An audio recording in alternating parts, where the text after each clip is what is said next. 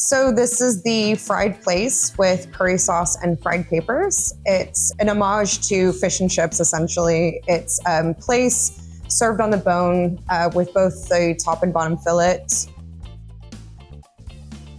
We brine it before we fry it, so it kind of has that really juicy, tender texture to it.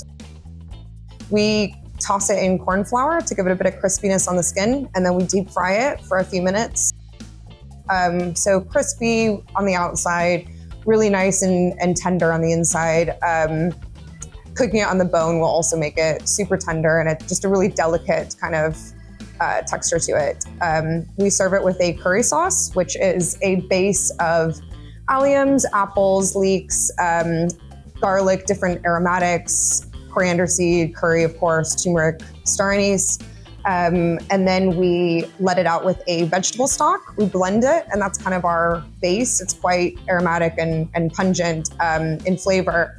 And then we emulsify it with cold butter, so it has a really beautiful buttery texture that goes well with the fish. On top, we serve a little dressed herb salad of parsley and chervil. Chervil's kind of like the quintessential bistro herb. And then we top it with some deep fried capers, which just kind of creates this really crispy, salty, lovely texture that goes really well with the fish. So we start by plating the curry sauce kind of in a nice little pool. Then we plate the crispy fish on top. So you have the option to kind of scrape the fillet off with your fork and kind of get that sauce mixed together with the fish. Then we top it with a herb salad on top, and the crispy capers on top just to give it that crunch on the very top. So this is the fried plaice with curry sauce, herb salad, and fried capers.